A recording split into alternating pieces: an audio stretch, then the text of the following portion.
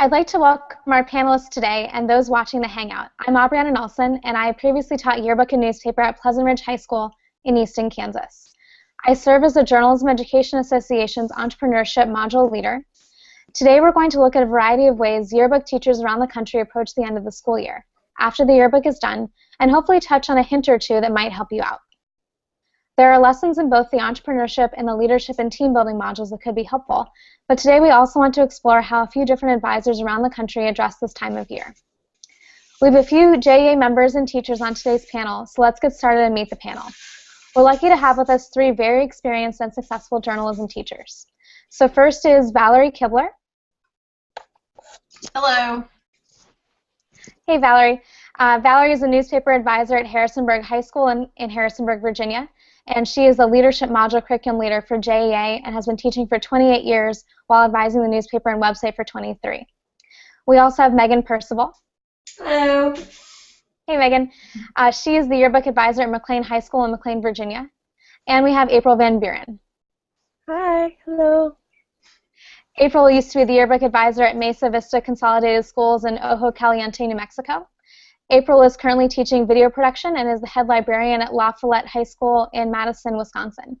She's been teaching journalism for more than a decade, is the JEA Quiz Bowl Director, and the current president of the Kettle Moraine Press Association. So thank you all for joining us tonight. So just to start, if you could describe how you approach the end of the year in your program, what are some goals and objectives that you have for your students? I'll go ahead and start since the rest of them are yearbook and I just do newspaper and website. When we get finished with our last regular issue, we just go right on to the next year. And we start with the new staff and organizing what we want to do for the summertime. And it's really kind of like there is no downtime. So I know that's a little bit different from yearbook, but you guys go ahead and throw in what you do. I think it's actually not that different. There's not a lot of downtime for us either. I think if we're producing a yearbook, we really should be covering the year. So on my staff, we create a spring supplement that actually arrives in time to be tipped into the book, and we also create a senior supplement that we mail home to seniors, because our goal is to cover 365 days a year. So we're still covering. That said, it is a little bit less of an intense time of year in terms of deadlines, so we use it as a time to learn some new skills that hopefully we can put into place in our production next year, and also to do some kind of cleanup work, whether that's archiving, and to celebrate the end of the year as well. There's a lot of time for thank yous and celebration. Excellent. And April? I've always done a fall delivery book, so we're working on deadlines to the last second, but if there's any spare time at all with yearbook, I try to make sure that we are doing anything and everything we can to sell a few more books. So making sure that we clean up the index and how many times is every kid in the book, and ways that we can get that child that's only in there twice maybe in a third time somehow or another, and sending out little handwritten notes to kids. You're in the yearbook on these pages, so and you haven't bought one yet, maybe you want to still, if there's time, which is always a fun game when you're on deadline. But our goal is either getting more books sold or prepping for the theme for the next year and starting to figure out what those editor roles are going to look like for new editors. I was a fall delivery book also, and I think it's just a really interesting way to see the end of the year, but also the start of the next year, particularly because you do want to sell those last books, and you do want to be checking all those different aspects, but you also have to start training the next year's staff, and so it's always just a really interesting way to finish the year when you're really working on two books at the same time. And I think that's probably true for you too, Megan. It is to some degree. It's nice having the outgoing editors taking under their wing the new leadership staff for the coming year, and then hoping that they'll get a chance to kind of set their own goals and see what they need to learn before summer starts so that they can have a really successful year too. Absolutely. So what are some of those practical matters that you really want to make sure you address before the end of the year? I think one of the biggest is creating archives, and so we create a JPEG and PDF of each of our spreads so that we can submit them to contests, so we can share them with our advisor friends around the country, but also so we have that digital backup. We take care of our photo library and make sure that it's named appropriately so that when someone asks us for a picture next year or 5 years from now, we can actually find it and it's not called DSC 00007. And so that's a huge part of the just kind of a nitty-gritty thing that we need to take care of. I think it's the same in the newspaper world too, getting ready for all the evaluations and contests. A little bit of chunk of time goes into that. An end of the year banquet, if kids decide digitally they're going to do any coverage over the summer, what that's going to be, because some kids do get really just bored over the summertime and want to have a little bit of something to do. So plotting out a plan for that. Maybe planning a boot camp in the summertime to get really ready for the next year, or actually jumping on to your back-to-school fee days or a first day of school edition, or what coverage you're going to be doing then. And I know when I advised newspaper, which I did for about a decade, it was really important that the kids put together a portfolio. So kind of what you had said about cleaning up files and making sure there's PDFs and JPEGs of everything, but also each individual student, did they have all the clips for their work? And back before we were as good with PDFs, did they have a cutout of each one of their articles? And now do you have a folder with all of your clips organized in PDF format? So even if you're not submitting a portfolio or applying for an internship this year, you have that collection started and the kids have that mindset already ready to go. I know you mentioned taking care of selling the last few books that you have for this year, but we also get a jump start on our sales for the next year. We sell a lot of our books in the first month of school, so we already have our mailing folded and put into envelopes for next year. We won't mail it until the week before school starts, and we'll wait for those address labels because we're a pretty transient community, but we have it ready to go. Same with senior ad sales, we have those mailers already created.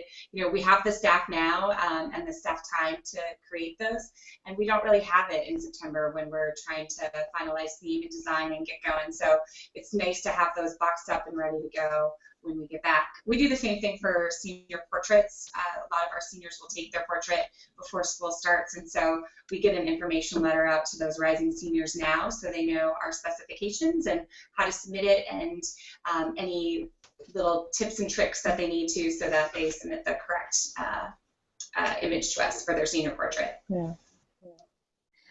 It sounds like you guys have some great organizational skills. I wish that I had the same skills you guys have. I know for us, we always would distribute our yearbooks on around July 25th. That was the enrollment day for the next year, and so any students that were coming to enroll for the high school, or really any of the schools in our district, had to come to the district office that day. And so we would distribute yearbooks, but also sell yearbooks at that day. But it was always tough getting the seniors to come back for enrollment day. So I know that our biggest practical matter was distributing a note to them saying, don't forget to come back and pick up your book, just to remember and remind them when they had to be. So it sounds like all of us have discussed, we all wrap up the book, we all engage in staff development, and we're all looking to plan for the summer and the next year's book. Do you kind of think of a percentage of time that you spend on those things, or just whatever fits the year? To me, it's whatever fits the year. Yeah, I agree with Val. Yeah. Meeting deadline is number one priority, and then anything else we can fit in is what we try to do. Yeah. Yeah, sounds like that's about what it was for me too. You guys have mentioned portfolios. So what other types of lessons and class activities have you used for staff development? One of mine is pretty informal, but I have all my students, including graduating seniors, do a show and tell lesson. Photographers pick one cool thing that they want to learn about lighting, and designers pick a cool inspiration piece and figure out how to make it on InDesign. And we keep them to under 5 minutes, and so they have to go learn something new, and in a really quick show and tell kind of model, they have to teach it to the rest of us.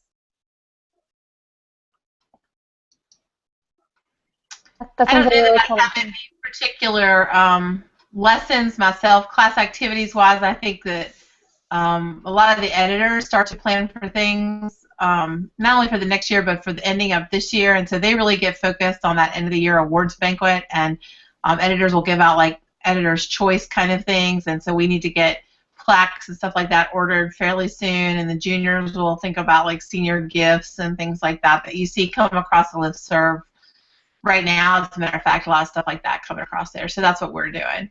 Yeah.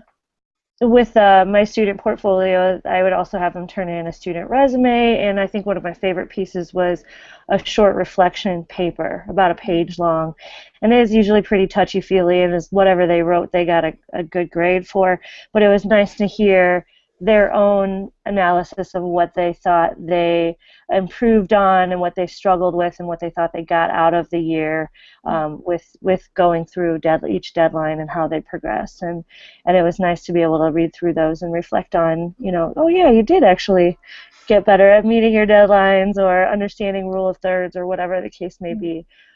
So having them put it in their own words was really a nice piece of the portfolio process. I always ended the year with portfolios also, and I had my students write a letter to me for how I could be a better advisor, a letter to next year's staff, and then also doing kind of electronic portfolio of their clips, because we had a lot of things online. Even with our yearbook kids, they would screenshot their best work. So that was always a really fun project to see, kind of along the same lines. And then, Valerie, you've mentioned printing the plaques for the leaders that are graduating. So what are some ways that you have managed the transition of leadership from graduating seniors to upcoming leaders? I think when the leaders, the editors this year, all of them get to choose their Editor's Choice Award, and they speak at the banquet about that person. That's probably the most special award, and I didn't realize this until 2 or 3 years ago, how much time and effort the kids put into that. I make sure that none of them pick the same person, so it's spread out a little bit. So they have lots of good conversations about who they want to pick and why. And then they do come up with about 30 seconds to 45 seconds of things to say about each child. And again, that's the most meaningful thing to those children and to their parents when they get to hear that kind of thing. I think with the last issue of the paper, we moved the leadership that's coming up for next year into actually doing things like they get to move into the front page and they get to move into the bigger pages than they've had before. So there's that training effort that goes on then as well.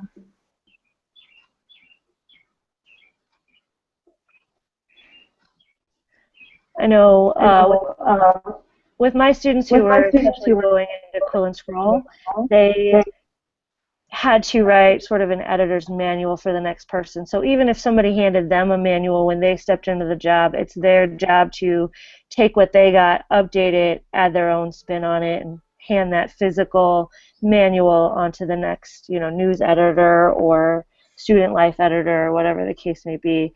And of course I looked through them to make sure they weren't missing anything and threw a handout in or something if they needed it. But having them plan out and describe what their job is and tips for things that maybe they weren't told or they didn't hear when I told them to pass on to the next bunch is a nice thing to have the students be the teachers for next year.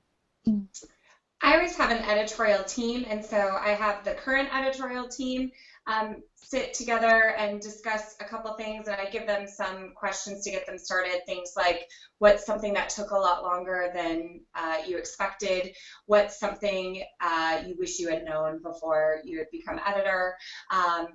And so I give them some uninterrupted time to discuss, and then I give the New Year's editorial team some uninterrupted time to discuss amongst themselves, what are you afraid of? What are you really concerned about for next year? What did you think went really well this year? And do you know how that happened? So I have them kind of brainstorm on their own first and then put them in the room together and hopefully get those answers to those questions. Most of the time I'm not a part of those discussions. I chime in every now and again, and like I said, I give them some questions to get them started. But those conversations seem to be really helpful, particularly the one about time. What took longer? Because they never seem to believe me, but they believe each other. So those are good ones. That's cool. Yeah, we used to bring the kids in who were going to be the next year's staff for that last half day of school, the really random half day where kids might show up and they might not. And so if they had a chance to come in, they, instead of going to the gym where most of them would go and like watch a movie, they would come to my room and we would teach them about theme development. And so we started talking about, you know, what's a theme and how do we look for a theme? And then they would spend the 4 hours of that morning of the last day of school starting to think about what a theme is. And usually some of the graduating seniors are working on finishing the yearbook at that point. So they would see them, they would see kind of what happens at the end, and then also have a chance to think about what's going to happen for them, which I always really enjoyed. We kind of touched on this as well, but one thing that I think I see in the listserv a lot is about final exams and final projects. I mentioned that for me it was the portfolio. That was their final exam that they did for my class. Have you done something similar for your classes too? I have done a redesign project where each student comes up with standing elements and different looks that they want to do graphically for the newspaper for next year. And then they take all of these final projects, and the editors will actually cherry pick and choose things that go well together from each of the kids' projects, and those actually become the standing elements for the next year's issue. And so they feel a little bit more sense of buy-in to what it looks like. I've been really lucky in recent years that I've been able to trade some books, or sometimes not actual tangible books, but slides, with people around the country, some books that we really respect. And so our final project for the rising editors is to finish the senior supplement, because it includes graduation and prom, so those are last minute things. But for everybody else on staff, they're given a copy of a book or some slides from a book, and they have to evaluate its design, its coverage, its copy or writing, its photography, and I give them kind of a template of things to look for, but also kind of throw them into it and say, what do you love about it? What are some things we should adopt for our own book? What are some things that you find challenging and wish that we would never adopt? But we always have those books in our room, and we flip through them and look at you know, all the amazing like water polo pictures from California. This gives them a more structured way to look through those and actually pull out some things that we can use. I've done two sort of variations of that. I've had one that's called like an ideas notebook, where every kid in the whole program, whether it was newspaper or yearbook, had a list of terms that they had to find examples of, whether it was going through lookbooks and taking a screenshot or a picture of, you know, you need 3 examples of a pull quote, and you need 3 examples of a kicker headline, and you need 3 examples of the type of cut line that you really like. And so they make their own version of the lookbooks that we have in the classroom and the newspapers that we trade with other schools. And, you know, like, for example, the yearbooks that you get from other schools are digital files, but they have to come from somewhere. They don't create them themselves. And then the editors, when they are sitting down to figure out what is the style guide going to be in terms of font, and what are the pages going to look like, and the page of the folio art, they get to look through everything that the kids have picked out on the whole staff to put that together. And then I've also had them do in small groups, like 2 or 3 kids at the most, either a theme development where they have to do a cover, a title page, a divider page, and like 1 content page, and the actual story is fill text, but they're choosing the font, and they're putting a general layout, and they're developing whatever that theme idea is through design features through a couple different spreads, so you can see where they want to go with it. Or if it's for a newspaper redesign, it's a lot similar to what you'd said, where they're picking out the headlines and they're styling the bylines, and they're working on the folios for that, and then they decide sort of as a committee what they want to cherry pick. So it's kind of like what you guys said too. Very cool. We talked about a lot of different ideas, and I know that there's a lot of lessons in the entrepreneurship and leadership modules that could really help teachers implement some of these ideas. Valerie, do you want to share some of those lessons from the leadership and team building module? Yeah, and I don't know if necessarily people always use these as lessons, but there are a lot of great ideas in there from folks around the country. So the ones that I picked out of the leadership module that I think go along well with the end of the year, creating or revising your staff manual and getting ready for the next year. Organizing your staff is always a good time to start that in the spring. Discovering your diversity, looking at the diversity of what you're covering in your book or your newspaper, not just the diversity of your school, but the diversity of your coverage, and that's a great lesson that Kelly Furness developed in there. Planning an end-of-the-year staff banquet, planning a staff retreat or boot camp, Developing a student PLC for leadership growth where your kids can continue to educate themselves through their readings and their touch with journalism over the summer. And then planning a J camp of some sort. So those are the primary ones. Excellent, thank you. And I'll put links to those in the description when I post this on YouTube, so people can find those lessons directly once they've logged into the curriculum website. From the entrepreneurship side, I think one of the best lessons that'd be good is called Creating an Entrepreneurial Vision. It's the end of my first unit in the curriculum, but it basically guides students through figuring out what are they doing already and how could they improve it. So they make a concept map and figure out how could they improve whatever they're doing with entrepreneurship. I also have a lesson about creating market research surveys, which I think would be good for helping students write a survey themselves, and then there's a follow-up lesson to teach them how to do the analytics. So there's some basic math skills and how to do statistical analysis. That's all there for you with a PowerPoint and a quiz and those types of things too. I also have lessons for distributing a product. So if you want to plan a distribution day, there's a great PowerPoint that shows examples of how Sarah Nichols' staff does that in California. So you can see some pictures from a distribution event, which are really adorable. Actually, looking at all the kids and their books, and they brought the school mascot in. It's a really good slideshow. And then there's also the final project there is called the experiential project, which it depends on which level you're looking at, but it's essentially having students take the ideas of entrepreneurship and reevaluate their program, kind of from top to bottom. What are they doing well, and how can they improve it? So we'll put links to those in as well. As we're wrapping up here, do you all have any other suggestions for new advisors or those who want to do something new?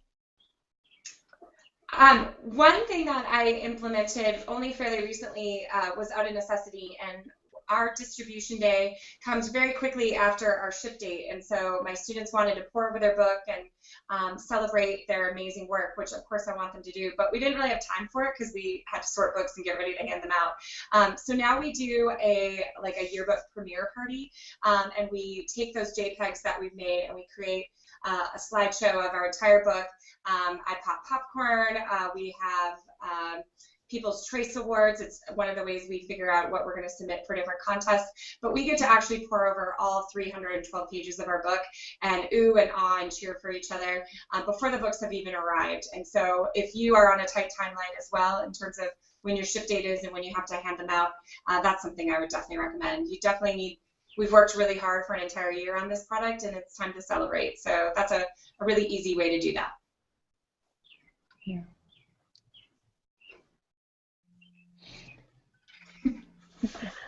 All right, I'll jump in on this one. I think celebrating is awesome, and we do want them to work really hard for us, and for that we give them this opportunity of a place where they feel like they belong, and we celebrate what they're doing. And definitely don't be afraid as a new advisor to try something new. Take it on with a we're just trying something new attitude, and it should be fun. And I also think it fits in really well with the teachable moment. Like, look at your kids and what are their strengths and what are their interests. And even if you only have an extra day here or there, if you can find something that fits your kids, that helps them celebrate themselves and promote what they're learning, that makes a big difference for them. And even if it's just something stupid like trying to do a viral video and it doesn't work and you don't want to share with anybody else, they had that memorable moment. And maybe it's something you can use to promote your yearbook sales or promote kids signing up for yearbook for next year. Look at how much fun we have in this program. And the kids respect you for trying something new, and it makes it a little easier for you to get them to try new things too. So there's a lot of stuff out there. It can be really overwhelming to think about all the things that you should be doing and how little time you have, and just trying something new, even if it's just one day, is worth it. Can be a big deal. Yeah, I want to piggyback on what April said. I think that as a new advisor, you need to remember that you can't do it all in 1 year, and sometimes you can't do it all in 5 years. But picking the 1, 2, or 3 things that you want to do, and really working hard to be successful at those, and then building on them the next year with your kids, especially with your kids, makes it. Awesome. Thank you so much. These are all such great ideas. Does anybody have any other final words of advice they want to share? I just think reach out. We have this great community in JEA and the JEA listserv and our conferences, and hopefully you have fantastic press associations in your region. There are other advisors out there that have done it before. You don't have to recreate the wheel. There are people that understand what you're doing, and there's a lot of support here. So especially if you're new, reach out, and even if you're not, community makes a big difference, I think. Yeah. Absolutely. Amen. Thank you all so much for giving us your thoughts tonight, and I really appreciate you giving up your time for this. Thank you for having us. You're welcome. Thank Bye. you. All right, have a good night. Bye.